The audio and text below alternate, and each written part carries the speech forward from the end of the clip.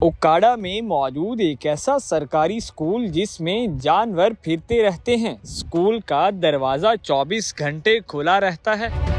बच्चे सुबह टाइम खुद ही पढ़न आंदे ने ते खुद ही सफाई करदे ने, कोई चौकीदार नहीं, सारे जानवर आंदे जांदे रहंदे ने। इधरों चढ़दे ने चोर, साडी तो नलका लथ गया ना। जिला ओकाड़ा के एक नवाही गांव धूता, वहां पर मैं मौजूद हूं। आप मेरे पीछे देख सकते हैं कि ये वो प्राइमरी सरकारी स्कूल है जिसके अंदर भी भैंसे हैं, जिसके बाहर भी भैंसे हैं। इनका गेट यहाँ के जो इलाकाई लोग हैं उनके लिए हमेशा के लिए खुला रहता है। बच्चे आए या ना आए, इलाके वाले अपने गाय भैंसे लेकर स्कूल के अंदर किसी भी टाइम आ सकते हैं। आइए मैं आपको ना अंदर से इस स्कूल का विजिट करवाता हूँ। वजीर तालीम हमारे हैं, वो ये बातें करते नजर आ रहे हैं कि हमने बड़े स्कूल बनाए हैं। तकरीबन जो है 3500 से ज्यादा उन्होंने कमरे बताए हैं। जो कमरे हैं ना उनके ऊपर लाखों रुपए जो है वो खर्चा हुआ है। ये सरकार अब आ जाए अंदर। जहाँ पे वॉशरूम जो है ये बिल्कुल खुले हुए हैं, इनकी हालत आप देखें, वो बंद है, पक्के पता नहीं कितने अरसा दराज से बंद है। इतनी गंदगी है, चालू भी नहीं है, ना ही पानी कोई साफ है।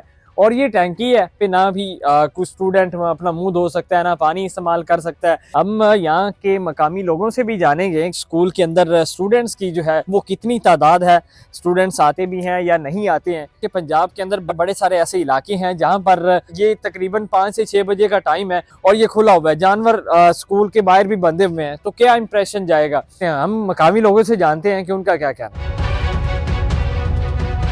ਇਹਦੇ ਹਾਲਾਤ ਵੇਖ ਲਓ, ਕੋਈ ਸਕੂਲ ਦੇ ਤੁਹਾਡੇ ਸਾਹਮਣੇ ਹੀ ਨੇ। ਇੱਥੇ ਸਾਡੇ ਖੁਦ ਬੱਚੇ ਪੜਦੇ ਪਰ ਮੈਂ ਖੁਦ ਪੜ ਕੇ ਇੱਥੇ ਗਿਆ। ਸਾਰੇ ਜਾਨਵਰ ਆਂਦੇ ਜਾਂਦੇ ਰਹਿੰਦੇ ਨੇ, ਪਤਾ ਨਹੀਂ ਪੈਸਾ ਕਿੱਥੇ ਲੈ ਕੇ ਜਾ ਰਹੀ। ਸਫਾਈ ਵਾਸਤੇ ਕੋਈ ਬੰਦਾ ਨਹੀਂ ਹੈਗਾ, ਬੱਚੇ ਖੁਦ ਹੀ ਸਫਾਈ ਕਰਦੇ ਨੇ। ਇਹ ਬੱਚੇ ਸਵੇਰ ਟਾਈਮ ਖੁਦ ਹੀ ਪੜਨ ਆਉਂਦੇ ਨੇ ਤੇ ਖੁਦ ਹੀ ਸਫਾਈ ਕਰਦੇ ਨੇ, ਕੋਈ ਚੌਕੀਦਾਰ ਨਹੀਂ। ਤੇ ਬਾਕੀ ਵਾਸ਼ਰੂਮ ਦੀ ਗੱਲ ਹੈ ਜੋ ਤੁਹਾਡੇ ਸਾਹਮਣੇ ਹਰ ਚੀਜ਼ ਖਰਾਬ ਹੈ, ਤੁਹਾਡੀ ਅੱਖਾਂ ਦੇ ਸਾਹਮਣੇ ਹੀ ਸਭ ਕੁਝ ਹੈਗਾ।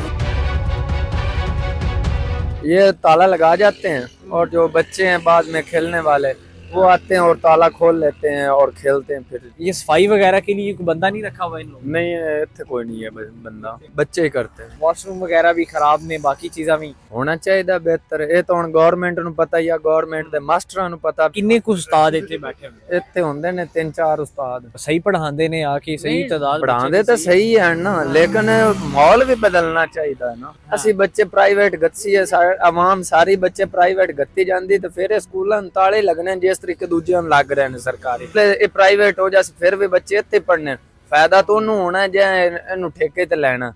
ਸਰਕਾਰੀ ਹੈ, ਸਾਨੂੰ ਤਾਂ ਫਾਇਦਾ ਹੋਣਾ ਹੈ ਨਾ ਵੀ ਸਰਕਾਰੀ ਸਕੂਲ ਹੈ, ਬੱਚੇ ਪੜਦੇ ਪੈਣ, ਕੋਈ ਉਹਨਾਂ ਵਾਸਤੇ ਸਹੂਲਤ ਹੋਵੇ। ਕਿੰਨਾ ਪੁਰਾਣਾ ਸਕੂਲ? ਮੈਂ ਸੁਣਿਆ 20 ਤੋਂ 25 ਸਾਲ। ਹਾਂਜੀ ਇੰਨਾ ਹੀ ਹੈ। ਤੇ ਇਹਦੀ ਹਾਲਤ ਐਵੇਂ ਹੀ ਖਰਾਬ ਹੈ, ਮਤਲਬ ਉਦੋਂ ਦੀ ਵਿੱਚੋਂ ਇਹ ਸੈੱਟ ਹੋ ਜਾਂਦਾ ਜਿਸ ਟਾਈਮ ਕੋ ਚਾਰ ਆਨੇ ਆ। ਹੁਣ ਵੀ ਆ ਵੇਖੋ ਕੋਈ ਰੰਗ ਰੁੰਗ ਹੋਇਆ ਪਿਆ। मैंने सुना है कुछ चोरियां वगैरह भी होती हैं इसी वजह से। दिल्ली ਅਸੀਂ यही सोचने हैं कि सानू परू खतरा कोई नहीं, पक्की वालू कोई नहीं। जितना इधरों नाल उधर कमान दे वाई गड्डी होई उदू बंदा वाड़िया वे भाਵੇਂ ਸਾਨੂੰ ਉੱਥੇ ਅੰਦਰ ਬੰਨ ਲਵੇ। ਚੋਰੀਆਂ ਹੋਈਆਂ ਨੇ ਯਾਨੀ ਹੁੰਦੀਆਂ ਨੇ ਸਕੂਲ ਦੀ ਲੈਟਰੀਨ ਦੇ ਸਕੂਲ ਦੀ ਵਜ੍ਹਾ ਤੋਂ ਸਕੂਲੇ ਵੜਦੇ ਨੇ ਬੰਦੇ, ਪਤਾ ਹੀ ਨਹੀਂ। ਸਕੂਲ ਦੀ ਚਾਰ ਦੀਵਾਰੀ ਆ ਵੇਖ ਲਓ, ਇਧਰੋਂ ਚਾਰ ਦੀਵਾਰੀ ਇੱਥੇ ਖੜੀ ਆ ਮੇਰੇ ਘਰ ਵਾਲੀ ਸਾਈਡ ਤੋਂ, ਦੂਜੀ ਸਾਈਡ ਤੋਂ ਭਾਵੇਂ ਬੱਚੇ ਉਹ ਡੇਲੀ ਅੰਦਰ ਆਵਣ ਜਾਵਣ, ਕੋਈ ਤਾਲਾ ਨਹੀਂ ਕੋਈ ਕੁਛ ਨਹੀਂ। ਦੂਜੀ ਨੰਬਰ ਤੇ ਆਓ ਲੈਟਰੀਨਾਂ ਦੇ ਕੋਲ मैं ਤੁਹਾਨੂੰ आए जरा वो तो दिखाएं चोरियां हुई कितनी है, कितने लोगों का नुकसान हुआ है। ये स्कूल के अंदर से वो चोर आए हैं, यहाँ से चढ़ के आगे गए हैं और ये वॉशरूम तो चलते ही नहीं है। ये वाशरूम आपके आंखों के सामने है। वो जेड़ा वाशरूम में होंदी ओ उत्ते टैलां भी पईयां, ऊपर नाल मेरा घर है, ठीक है। इनदी कड़ियां भी चोरी हो गई, इनदे विच जो भी सामान सी वो सारा चोरी हो गया। इधर ऊपर सामने चढ़ते ने चोर या दूजी साइड तो चढ़े जनाब, भावे साडे घर नु लुटन ते भावे स्कूल नु लुटन। अच्छा मुझे ये बताओ, मैंने सुना है कि इस स्कूल की भी मोटर पंप से लेके टूटियों तक सारी। हाँ जी, इधर से 2-3 दफा इनके पंखे लथ गए। इथों एक किला बाहर जाके फिर ना खुरा ना पैड़ा ना चोर ना लानी ना देनी। दूजे नंबर चोरियां कितनी 2-3 दफा हुई हैं। आपकी हुई हैं अपनी जाती? हाँ जी, साडी ते नाल नलका लथ गया ना, उनदा अज तक नहीं पता लग्या ते मुड़ सरकारी इनदा की पता लगा। अच्छा बच्चे फिर किवें पानी इस्तेमाल करदे? और टैंकी सामने खड़ी हो, मास्टर तो पता नहीं किधर से पीते हैं। जो बच्चे हैं ना वो हमारे घर से जाते हैं, इधर से स्कूल से निकलते हैं, उधर घर से हमारे पंप लगा हुआ उधर पानी पीते। इधर पीने का भी पानी नहीं मिलता? पता नहीं मिलता है या ये खराब है, ये तो खुद मुझे भी नहीं पता कि ठीक नहीं है पानी थल्ले का या जो भी, लेकिन कोई माहौल भी होना चाहिए। प्राइवेट क्यों नहीं भेजते अपने बच्चे? जो हुकूमत इन्हों पैसे दे रही है तो फिर इन्हों बंद च करन तो असि भी प्राइवेट गत लेने।